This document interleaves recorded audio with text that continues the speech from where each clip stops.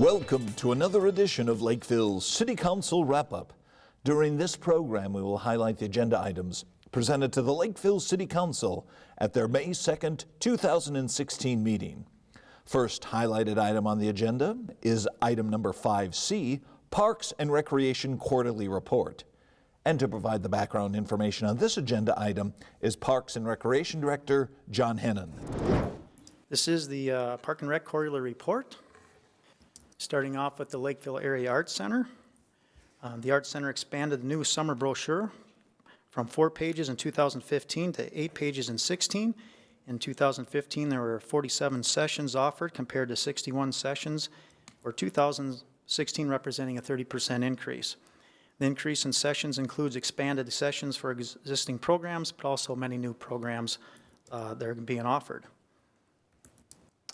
Staff also held an outreach project at Southview Elementary School in Apple Valley. During this project, staff instructed 100 kindergarten children on the design of individual geometric painting on canvas. And the project was designed to enhance their study of shapes. You can see the picture on the right-hand corner. Shows were also a huge success over the past 3 months, with over 700 tickets sold for the production of On Golden Pond, which set a new spring show record, as well as some real good positive feedback on performances, Art in Motion, The Hunts, and the George Maurer Trio.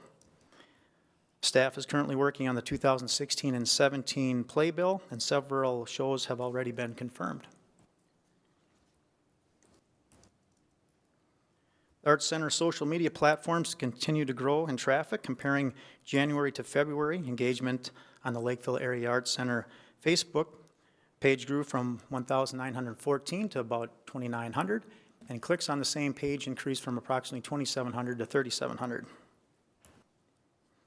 Staff is also seeing steady growth on the Twitter and Instagram accounts. Under park maintenance, department completed several projects outside in preparation for the spring, including assisting the contractor with setting up the light poles at King Park, and tree removal at a number of parks and some greenways, and staff also installed a second canoe rack at Orchard Lake Beach. Other projects included painting of warming houses and buildings, assembling of picnic tables, preparing trash barrels for the season, repaired bridges, reshingled some buildings such as the Meadows and Cherry View warming houses, and staff also installed some electronic door strikes at Valley Lake and Steve Machad buildings. Under recreation, program continues to do well with programs such as Music Together, Adult Dance, and Learn to Skate. And the new summer brochure, which was sent out a couple weeks back, features a number of new programs throughout the department, including various painting classes and the pre-K Lego Builders class. Also in the past month, we welcomed not 2 but 3 new staff members.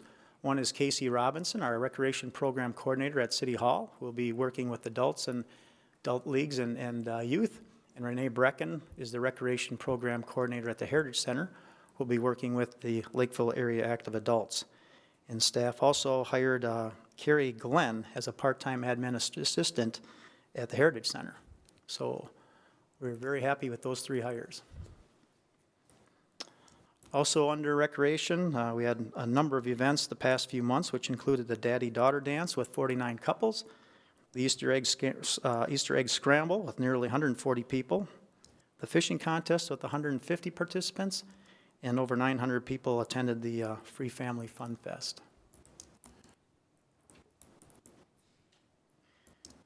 And at the Heritage Center, they've been busy as well with many offerings to the members, including a historic Minneapolis Riverfront District and Mill City Museum visit, lasagna dinner sponsored by the Knights of Columbus and the Heritage Center, and currently the Men's Golf League and Health Angels Biking have each had their initial organizational meetings, and they're ready to start up in the month of May.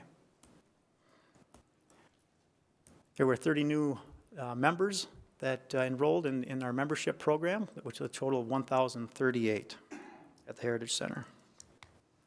Some upcoming events, I know they're a ways out, but I thought we would put them up. Friday, July 22nd is the family campout adventure at Casperson Park. And then the following day is the 29th annual youth shore fishing contest also at Casperson Park from 9 to 11. So I'll be happy to answer any questions that you may have. Next highlighted item on the agenda is item number 9. Consider a variance to allow the construction of a single-family home on a non-conforming 1.29 acre parcel located west of Judicial Road.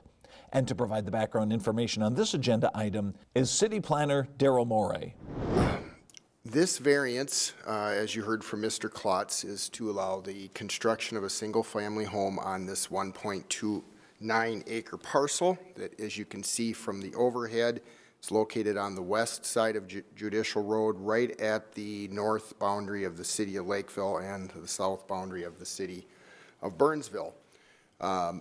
They share in common, Burnsville and Lakeville, this portion of the two cities, in that they were part of a plat from 1912 basically called Benham Investment Company's Minnesota Orchard Gardens.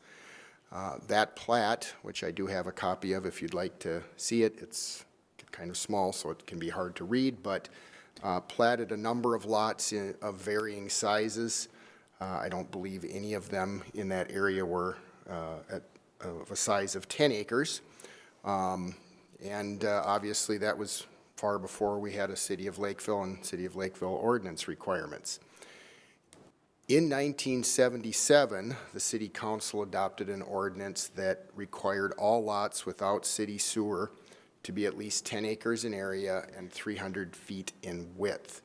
And all lots, and there's still this provision in the ordinance today, if you look at the ordinance, all lots that were existing at that time that were less than 10 acres would be considered a buildable lot provided they were able to prove that they could handle an on-site septic system. And that rule is still in the ordinance today after all of these years. The subject parcel at one time was about 4 1/4 acres. As you heard from Mr. Klotz, it was subdivided in 1980 without the city's approval because there was a quirk at that time where you could go to Dakota County, property owners that is, and record subdivisions, and the county did not send the applicant back to the city to get city approval. Unfortunately, I was not around at that time, so I can't speak to why that was done, but there was this quirk.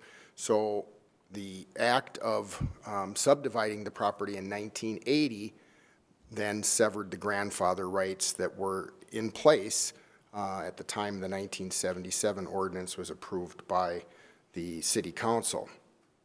The 3 parcels included about a 2 3/4 acre parcel to the south, and a house was subsequently built on that lot, and then a little 15-foot strip of land that basically accommodates the driveway for the house that sits behind Mr. Klotz's property. Now, the ordinance, zoning ordinance does list 7 criteria that all variance requests must meet. As you've heard from Mr. Klotz, he feels that he does meet those 7 criteria. In fact, I believe he forwarded to the City Council an email that was received this morning restating his position.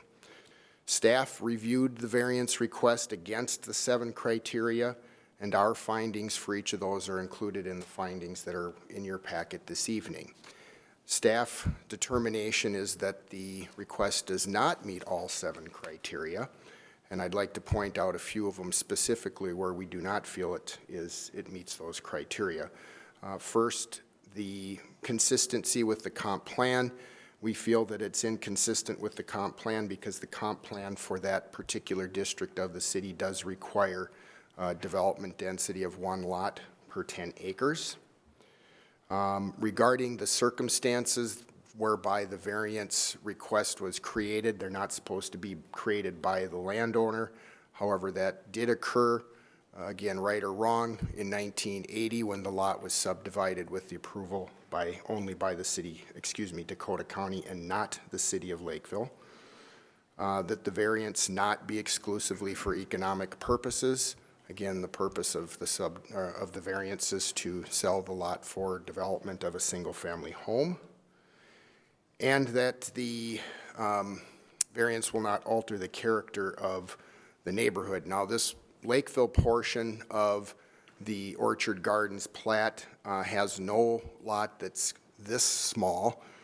There are a couple of lots that are in the 1.6 to 1.9 acre size down here, further down Judicial Road on the east side. The houses on those two lots were constructed in the early 70s, so quite some time ago. So the Planning Commission held a public hearing on the variance request at their April 21st meeting, and they made a motion to approve the variance request. That motion failed on a 7-0 vote. There was public comment at the neighborhood meeting from 4 neighbors in close proximity to the subject parcel. All were opposed to the request. And again, because it does not meet all 7 of the criteria, which is the standard of the ordinance for approval of variances, staff is recommending denial of the request and adoption of the findings of fact in your packet as presented. And I can stand for questions. Item number 9 was not approved by the Lakeville City Council. Next highlighted item on the agenda is item number 10, Berres Ridge Second Edition. And once again, to provide the background information on this agenda item is City Planner Darrell Morey. Well, thank you to Mr. Anderson for doing a very thorough presentation, so I'm going to adjust my presentation on the fly so as to not be repetitive, because he covered most everything that I had in my report. I would like to address the items that he did raise as comments that were discussed at the Planning Commission meeting. Regarding the power line that's on the west side of Highview Avenue, that was an error in the report and is being taken out. The developer is not required to bury that power line because it's across the street from the development. The one on the west side of Hamburg would be adjacent to the development, and the developer would be required to bury that one, but not the one along Highview. Also regarding the reimbursement for the grading for the trail on property that's not adjacent to the plat, we concur with that as well. So that will be part of the final plat. When that comes in, we'll make that correction as well. Regarding the 2 cul-de-sac streets and the width, again, staff does not feel that this is a particularly environmentally sensitive area. The wording that's in the subdivision ordinance, which is where the language is that allows the reduction in right-of-way width for cul-de-sac streets from 60 feet to 50 feet, is for areas determined to be environmentally sensitive due to topography, forestation, or other and/or wetlands, excuse me. And there's only 3 of the lots in the cul-de-sac, the one Hiawatha adjacent to the, right here, adjacent to the exception parcel. Those are the only ones that would have the trees that would be located adjacent to them. There's not a screening requirement of the ordinance for single family to single family, so it's not an ordinance issue as well. So we determined that the property wasn't environmentally sensitive to warrant the reduction in the right-of-way. I think that's the only thing we didn't agree with the developer on in terms of the design. We feel it's a better design. As Mr. Anderson stated, they're not increasing the number of lots in the overall Berres Ridge plat, which is 366. But in conjunction with the preliminary plat, as you heard, they are requesting a zoning map amendment to rezone these lots here from RS3 to RS4. So the RS3 is the 85-foot wide lots. The RS4 is the 70-foot wide lots. So. And we are supportive of that request as well. The Planning Commission held a public hearing on both the preliminary plat and the zoning map amendment at their April 21st meeting and unanimously recommended approval, subject to the conditions which were recommended by staff, and that included the 60-foot right-of-way for the cul-de-sac streets. There was public comment from 2 neighboring property owners who had questions regarding stormwater drainage and public notification process. Those were addressed by staff both and the developer's engineer both at the Planning Commission meeting and afterwards. The Parks, Recreation, and Natural Resources Committee also unanimously recommended approval of the preliminary plat at their April 20th meeting. In summary, staff is recommending adoption of the resolution approving the Berres Ridge Second Edition preliminary plat, subject to the 11 conditions listed therein, including the 60-foot cul-de-sac right-of-way width, and also the ordinance that's rezoning a portion of the preliminary plat from RS3 to RS4 and the corresponding findings of fact. I can stand for questions. Item number 10 was approved by the Lakeville City Council. Well, those were the highlighted items presented to the council at their May 2nd, 2016 meeting.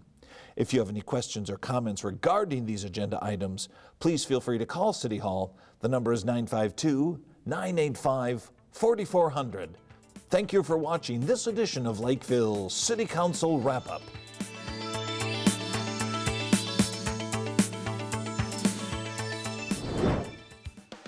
The Lakeville Rotary presents the annual Taste of Lakeville at the Lakeville Area Arts Center on Thursday, May 19th from 5 to 9 p.m. Enjoy food samples from area restaurants, as well as wine and beer tasting galore, plus live music and silent auctions. Tickets are $35 in advance or $45 at the door. Proceeds benefit local scholarships and community projects. Check out event details at tasteoflakeville.org.